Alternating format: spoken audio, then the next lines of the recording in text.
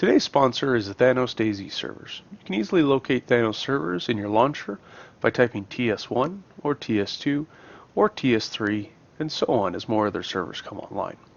Links to their website, Discord, and social media pages are in the description below as well. If you're looking for a well-balanced DayZ server with weekly events, then be sure to check them out. Hello my fellow DayZers and welcome to the channel. In this episode of our Tier 1 base build, we're going to be going over how to secure and target harden our base. So first off, to secure our base, we're going to want to buy some code locks.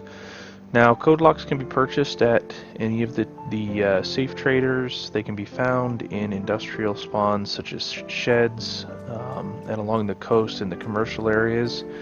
Another good place to go is if your server has airdrops, which Sin City SC1 does have airdrops, is a base building airdrop, and they're guaranteed to be a couple code locks in there because these can be quite pricey usually on the servers. So to apply the code lock to an opening, we're going to go up to it with the code lock in hand, and as you approach you'll see it'll say attach code lock. And once you attach it, this menu will come up, and you're just going to want to type in your code. And for this one, we're going to type 1234. And there you have it. And now you can go in there and manage it if you want to change it, and you'll see it'll appear on the outside of the door. And we're going to go ahead and secure these other doors while we're at it.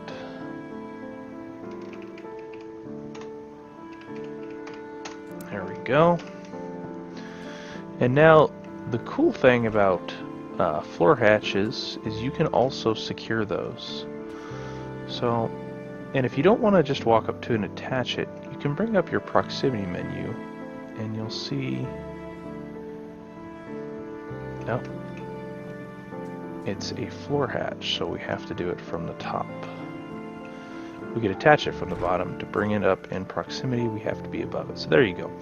Now on the floor, you'll see it'll say combination lock. We can drag and drop it on. And then we can set the passcode from the top. And same thing here. Now remember, with the floor kits, you've got to build program from the top, whereas the roof kits you build and program from the bottom. So as you can see, this will give us the option right here to attach it. We'll set the code. And there we go. Now the base is completely locked and secured. Now we are going to move on to securing the outside. So one thing we can do to help secure the perimeter of the base is using barbed wire. And these barbed wire kits can be found around the map. You can also combine two pieces of barbed wire to create a barbed wire kit. And you can also purchase them at safe traders and find them in the base building airdrops. So to begin, I'm going to put that barbed wire in our hand. I'm going to walk up to where we want to place it, and we're going to want to put it right at the base of our building. And this is going to keep players from hiding in the area below our base here. So if we're in there and we're trying to shoot them, and they're hiding down here, crouching down here, they may be able to get a shot on us, whereas we won't be able to get a good enough angle to get them. It also helps prevent people from raiding, or making it more difficult rather, to raid from the side. Ideally, you want to build a base and a floor plan that forces them to go through your doors, so that you can control the path and how many doors are between them and your loot rooms. And we're going to go over that in a second part of this. I'm going to try to break this video up into two parts, just because it would be rather long to have in one whole episode here.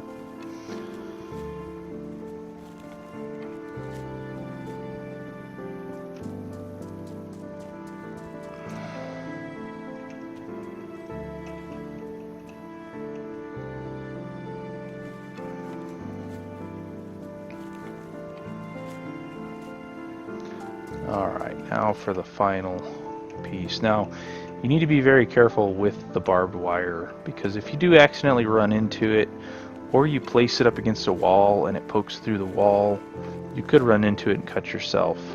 And occasionally with DayZ, there is a few bugs with barbed wire where it will start giving you, it'll just keep cutting you. And you'll get up to 7 cuts, and you can bleed out really fast with that many cuts. If you get cut by barbed wire and the cuts just keep going up, quickly log out as fast as possible, and then log back in and have a bandage ready. And if you have other players that are there to assist you, another player can assist bandaging you while you bandage yourself. And that will help hopefully get you to survive. So now that we've done that, we've essentially secured our base quite a bit. But we want to build some airlocks, because if we open up our garage here and we pull our car in, we step out of our car, and somebody snipes us from these hills over here, they could easily be hiding in the bush waiting for you to come in. We don't want to give them access to our entire base. We want to confine them to our airlock area. So go ahead and stay tuned. We're going to go ahead and do that in our second episode of this base securing series. So if you felt this video was helpful, please hit the like button and also hit the subscribe button so you can stay tuned to the second part of the target hardening base, tier 1 base.